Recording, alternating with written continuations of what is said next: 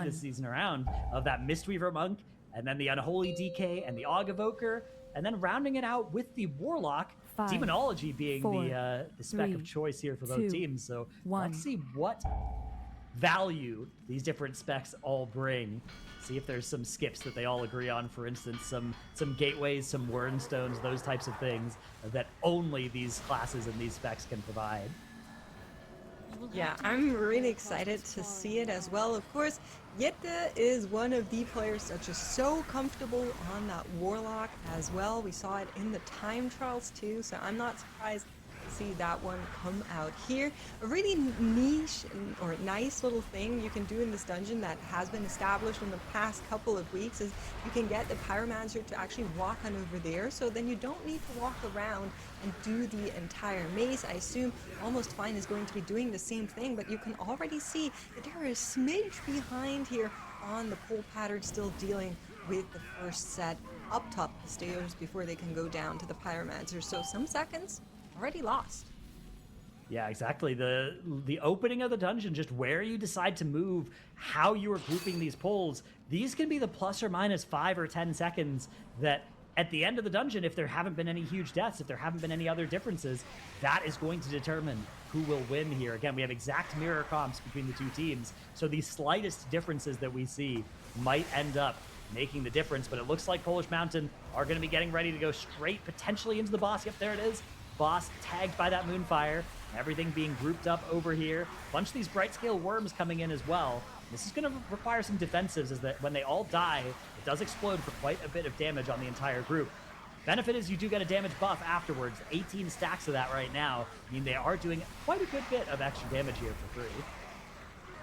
That's right, you need to utilize those buffs when you can get them, and we love to see that. Almost Fine now catching up as well as they're on their way to our Carnatron Custos. We're expecting them to also send their Bloodlust here. Usually in the MDI, there's a very limited amount of lust that you can get. In most dungeons, it's 2, so I am very curious to see if that's going to be the case, and yes, they agree to send this one here. Also going to be stacking up. We're seeing 12 on their bars as they are dealing with Justice.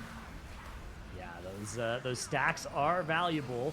Looks like we have some extra worms being pulled in now by Almost Fine.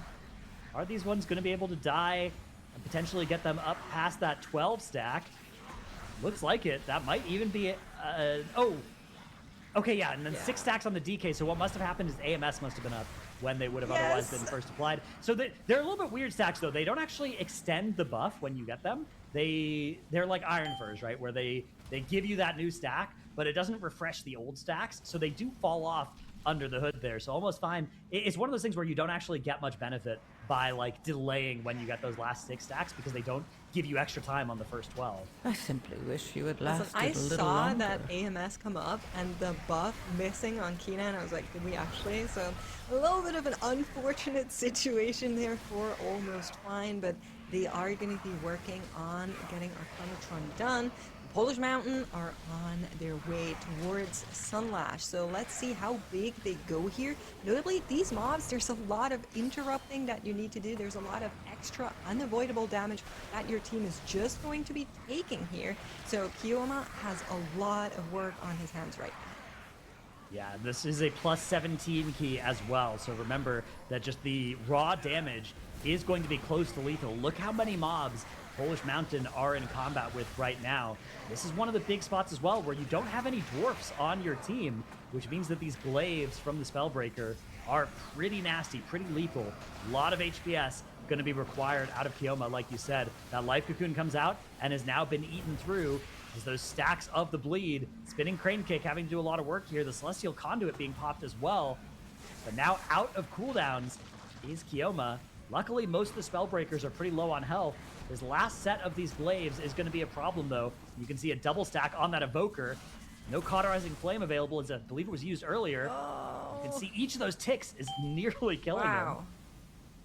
I mean, very impressive that he was able to live, I'll say. For a second, I thought we were for sure going to be dropping at least at 2 deaths, but Juras able to maintain himself there, not even going all the way as they're now in fight with Sunlash. Almost Fine in the meantime. able to finish out the boss. Let's see how big they go and how their pull is going to be going here, because that danger is still very much real for them. Absolutely, yeah. This is going to be a really important pull for Almost Fine to try and catch up to Polish Mountain, who've gotten already quite a bit of a lead here at the start of the dungeon. And we have a difference in trinkets once again between our tanks. This time around, it's Norskin who's on the, I would say, a little bit more of a dangerous setup, playing the Algathar puzzle box, whereas Tankier's just playing two very powerful passive trinkets from the raid. So if Norskin is able to find a good time to puzzle box and ramp up that incarn damage, might be able to do some really crazy DPS as a result. But it can be pretty scary to try and channel that while you're either in combat or while you're making everybody else wait for you to start combat. Scary moment there for Kina and Snow, but they were able to push on through. However, we're also seeing that Almost Fine didn't go all the way here. So there's a second pack that they're essentially doing in the hallway here, and then in the background you can see the Spellbreaker pack also still standing. So they're significantly slowing down in comparison to what we saw from Polish Mountain, which is not what you want to see when you're already looking to be a bit behind. So not great news for the people in chat rooting for Almost Fine, but they can still catch up. Of course, they would love to stay in the upper bracket here and meet whoever comes out of game 4, but they will need this map and map 3 to go their way, and that means beating Polish Mountain for now. Lots of damage going out on both teams as Polish Mountain is getting closer and closer to defeating Saron Sunlash here, and Almost Fine does have a death as their evoker goes down to the runic glaive. Yeah, the bad news here makes is that even aside from that death, they already lost almost 90 seconds on that first boss split, Almost Fine did. And this is a huge amount of time to try and come back from. You can see the Polish Mountain have already killed off boss 2 before Almost Fine even get into combat here. They're gonna really need to find a way to accelerate in the remainder of the dungeon, and or have something terrible befall Polish Mountain, which, of course, that is always a possibility. This is a plus 17 key. A lot of stuff can still happen. Polish Mountain now charging through the forces of the void as they are unleashed upon Magister's Terrace. Let's see what combination they decide to pull here. We can see already almost a death for Polish Mountain. A load of aggro potentially onto that Unholy DK. Going to be answered with that Life Cocoon. And Tankier's able to get threat. Looks like this pull is showing absolutely no signs of stopping. Are they going to pause in the room with the double Void Terror? The answer is no. We are going all the way to the third boss room here. This is going to be incredibly dangerous, and they don't have Lust. Yes, there's no Lust for this pull, but thankfully cooldowns are available. We're sending everything we have into this pack right now, but we also need to hit those interrupts. We need to hit those CCs. We can absolutely not get feared by those Void Terrors. Here comes a Horror Wave, but they're able to get that one interrupted. Terror Wave, it's coming for you, but so does the stun as Polish Mountain is moving closer and closer to finishing one of the most insane pulls we've seen today, as they don't have any Lust, no Cocoon on Kioma as well. What an absolute chat pull. Yeah, incredible pull from Polish Mountain. Looks like most of the danger has been taken care of. Always got to watch out, though, for that final Terror Wave. It's going to be Shadow Fury to delay the inevitable here, followed by a Breath of Eon's stun. And before those next Terror Waves come out, all of the Void Terrors are down. Polish Mountain making it look easy, but that pull is not easy at all, especially at this plus 17 key level. Super dangerous pull. We're now ready to start the boss RP and go straight into boss combat. Now watch the way that Tankiers is going to pull this boss as soon as it spawns here. Getting directly into combat with it, and then just keeping it right inside the AoE here of the rest of them. So there's a way you can pull this boss over to the side and you get a little bit longer of having all three stacked up. But Tankier's electing not to do that because that would mean that then all the other mobs would be running as well, and all of those casters as well. So opting for a little bit less uptime on the three Gemelises here being stacked together in exchange for keeping them nice and cleanly on the remaining mobs that are still alive. A little bit of an optimization compared to what you might do if you were just pulling the boss with no extra trash. Yeah, really cool to see though. We are now going to be adding those Void Walkers as well as Tankiers does take the, how do we call this? The main Gemellus? Yeah. The main body of Gemellus towards Gemellus that Prime. last pack that was still standing.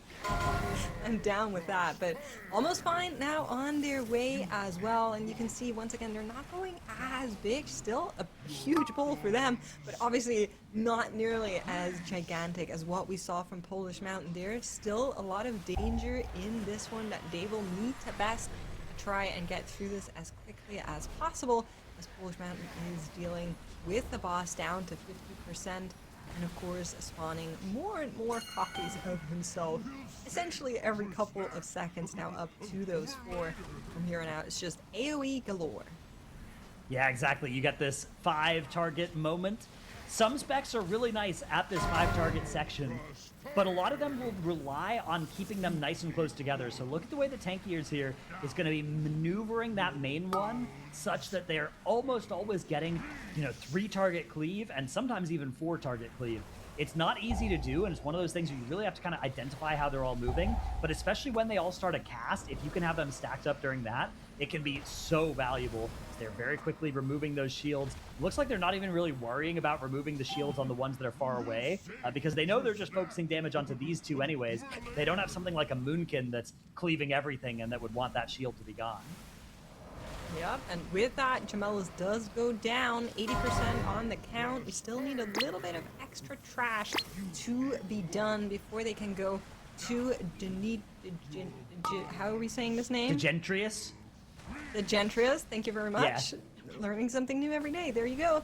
And Almost Fine is on their way to Gemellus as well, now finishing out the Shadow Rift pack. But if I'm seeing correctly, they left the left Shadow Rift Void Caller still up, so might be that they still need to deal with that side as well. As, I mean, Polish Mountain, all gas, no brakes. How big can the pull get? And the answer is just yes. There is a terror wave in the back there. They line of nice sight little it, use of nice. line of sight, yes, to make sure that they're not getting hit by that one. Very, very cool usage of those pillars. Exactly, and that's going to let it come in without needing to use a kick on it, and without needing to use an AoE stop, because the thing is, if you use something like a leg sweep on a Void Terror, as soon as it comes out of that leg sweep, it's going to start casting again. So you really want to try and use interrupts, or if you can just let one cast while you line of sight it, either of those will solve your problem for 20 seconds instead of just for 5 seconds. So much nice, very, very good use of that pillar from Polish Mountain. That one last Void Terror should be pretty easy to kick and take with them here. That triangle marker looks like they're just going to kill it and then be able to be nearly done with count. 95%. They're gatewaying past that nasty pull at the bottom of the stairs here. And you can see actually being tagged in a few extra of these. Those Hollow Soul Shredders loving to just teleport straight up. That's going to mean they don't have to pull that pack at the bottom. Terror Wave from one of them, but they should be able, actually from both, they should be able to line them, though, just using the elevation there to do so. And straight into combat with that last boss as those Shredders once again teleport. They do that Shadow Step thing to join the rest of the pull. Yep, exactly. Polish Mountain here really showing off that 2 changes in their roster just mean they came back even stronger. A team that already looked pretty scary in previous tournaments, just looking here to say, this time we're fighting for playing at the BlizzCon stage. We're in it to win it, and we're going to be a force to be reckoned with. Some really impressive plays in this dungeon for sure, but of course they still need to finish out this boss. There's a little bit of danger that can still happen here. One Void Terror cast going through, or one of these orbs not being soaked, and it could all fall within the second. Yeah, this is a dangerous boss encounter, although with most of the trash already dead, most of the ways that it could go wrong have already been handled by Polish Mountain. Still, of course, the remainder to deal with. That Lust now falling off for them too, so their damage is going to slow a little bit here. Still, though, only 38% on the boss, and the entire group here is doing so much damage. Even that Mistweaver Monk contributing a solid 54k right now. Very, very impressive performance from Polish Mountain. And in this dungeon in particular, they've just looked on another level compared to Almost Fine. Almost Fine haven't been doing badly at all. You know, they've had that one death, but otherwise their pulls have been good. They fought a huge amount of enemies here before this third boss, but it was just nothing compared to Polish Mountain fighting the entire hallway with the boss room as well.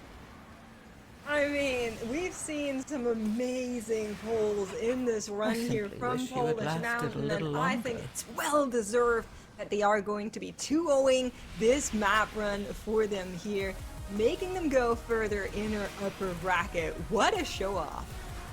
Amazing to see. Polish Mountain starts off Season 1 of Midnight Strong, racing ahead in our third series and beating out Almost Fine, indeed, 2-0. And while Almost Fine will be heading down to the lower bracket, Polish Mountain will move ahead. And honestly, both of these teams played very well, but Polish Mountain just seemed to be that much faster and that much more pulled together with this new roster and with everything else that was going so right for them. Now, Makes, you joined me in predicting that Polish Mountain would go 2-1 on this, but having now seen the final map of the series, what do you think defined both the teams' runs in Magister's Terrace? I mean, it has to be the pull cadence out of Polish Mountain. I'm sure Tells agrees with that once he actually comes and joins us here for the review. But the pattern that they pulled, these massive, massive pulls that we saw right before the second boss, right before Gemellis, just insanity pulls with no lust, just pure cooldowns and vibes, and the way they executed was clean. So it's incredible to watch. It was so incredible. And yeah, I mean, Tuttles, let's get your thoughts too. How did these runs pan out, and what did you think about this map here in Magister's Terrace? Okay, I was a little bit critical about Polish Mountain's Algathar Academy run, but I think that the way that they played this Magister's Terrace was phenomenal. Starting in the starting gate, you saw Jura on the side of Polish Mountain. He has an extra duplicate, so if you press your Breath of Beyonds while you're in the loading screen, you get that extra duplicate from your Apex talent for Augmentation Evoker. It's with how the maps get started by our admins, it's not 100% of the time that you can actually get that extra duplicate, but for Polish Mountain, it actually allows Jura to have a lot more damage on pull there. And then Polish Mountain just leveraged this momentum into just the most insane pulls. They're saving their bloodlust for the first boss. They're saving all of their offensive CDs and doing the entire hallway with the Runic Glaive mobs. And then they're pulling the entire hallway again. And I think it's just really leveraged off the fact that this Guardian Druid and this Mistweaver Monk are just so good at high target counts. Where the Mistweaver Monk, 20 mobs, 30 mobs, 40 mobs, no diff, we're just pressing Spinning Crane Kick, and we're doing infinite healing. You can just continue to add more and more mobs, and they continue to do more and more HPS. For Guardian Druid, a lot of tanks are soft capped or hard capped on some of their abilities, but Guardian Druid's Thrash, especially whenever that is the main driver of their AoE damage, the Guardian Druid is just doing so much damage. I mean, just look at this setup here. I was worried about the gather here, about people just getting meleeed to death whenever they were gathering this many mobs. And the Guardian Druid, the Thrash changes that we saw this week, they just have threat on this many mobs. I was questioning when they were going to stop, and they just kept going. Double Void Collar here. Resident wipe them, but just absolutely beast mode. And then a perfect run like this from Polish Mountain would not be capped off without a little bit of additional cool tech, where they end up killing off this trash pack. They Warlock gate up to this next platform, and I was worried because this Tyrant and this Void Collar, if it gets pulled at global combats your entire group, but they grip the two Voidbound Terrors, and then the Shredders port to people. And that's an important distinction, is that they port past those other mobs, that Tyrant and that Void Collar, and so that allows Polish Mountain to take some additional funnel into the boss. I don't see how a route is more optimal than this route that we saw from Polish Mountain, and I would not be shocked if this is actually the best route for this dungeon. It was certainly impressive. I mean, seeing them just go through this, we mentioned before this series, Polish Mountain, sometimes they have those little inconsistencies, but they have these moments of brilliance. And this was definitely one of those brilliant moments. Seeing them just blast through this run, it's definitely going to set the pace and the precedent for many other runs in this dungeon to come. Now, of course, though, this is going to, like we said, get our bracket a little bit more shifted. So Polish Mountain is going to be continuing on in the upper bracket, while Almost Fine will move on down to the bottom, where their opponent is yet to be determined. But Dratnos, skimming over the bracket as it stands right now, what is jumping out to you? I would be very scared if I was running into Polish Mountain here in the quarterfinals. Whichever team wins in our next series, that is going to be so scary. And honestly, that performance out of Polish Mountain, I think that shows they are a world-class team in some of these dungeons, at least. At least in the 2 we saw, they looked so incredibly impressive. So will they be able to maintain that level of performance? We won't find out today, but maybe tomorrow when we see them next, we will learn more. Yeah, each time they show up, I think we're going to be going, okay, can they manage it? Can they keep it? Can they stay locked in? But really, I think maybe some of these shifts have just brought something together for them with their roster, because it was awesome seeing them just pull big and just go wild with it. Now, we have something we're going to go a little wild with here too on the stream, and you're all welcome to join us in it. That is our mini game. Go wild or go medium, you know, do whatever you want, but I suggest going wild. We're going to be playing Picture This. You need to analyze the combination of emojis and try to decode the hidden message within. So this could represent an arena map, specialization, team name, something from the game World of Warcraft, which we are all here to celebrate and enjoy content for. But we're going to try to decode these as best we can here on the desk. And that'll be revealed here for us in just a second. I mean, this is kind of, I mean, Makes, do you feel confident? Is your emoji game strong? Oh. Well, I do have parents over the age of 60, so I see a lot of emojis. I'm not always sure what they mean. Sure. Are we going to see all of them? Windrunner Spire? Or do we go... Oh, Yes. Oh. Wow. Yep. Maybe one no, at I a agree. time. Oh, I bet you it Surely. is. Wow. Wow, that was okay. Aced.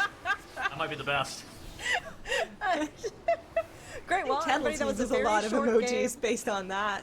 Tettles just didn't go wild, just went straight for it and was just like, and done. Finished it off. There it is. I love it. Windrunner Spire. Chat, you know, I hope some of you, I'm peeking, I'm looking to see if anybody else got it that fast, but honestly, Tettles, I think you might have beaten everybody to the punch. If this casting thing doesn't work out for me, I have a nice career in, you know, World of Warcraft emoji guesser, I think. Right. That's a very lucrative field, yeah. I hear as much. Well done. All right, well, everybody, in the future, if Tettles isn't on the desk, hopefully you'll have a chance to guess, and the rest of us are going to have to up our emoji game in the meantime. But up next, we are going to have our final series of the day, our 4th series between Send Spellbook and Firmawand. These are 2 teams, some of which we have seen before in other configurations here. So, I mean, Dratnos, with Send Spellbook and Firmawand, what do you think our final series of the day is going to have in store for us? Yeah, this is really important. So Send Spellbook are the 7th seed overall, which means they were only slightly slower than Polish Mountain in the time trials. Are they going to be able to put up a similar performance in this upcoming series as Polish Mountain did in the previous series? Will Firmawand be able to compete with that? Will Firmawand be able to upset them? These are the mysteries. They are indeed. But mysteries, they will not remain for much longer. After a short break, we will be seeing what exactly these 2 teams are going to bring to the table. We'll talk about it in more detail as well, but start getting your guesses already, everybody. Until then, sit tight, and we will see you soon for Series 4, Send Spellbook versus Firmawand.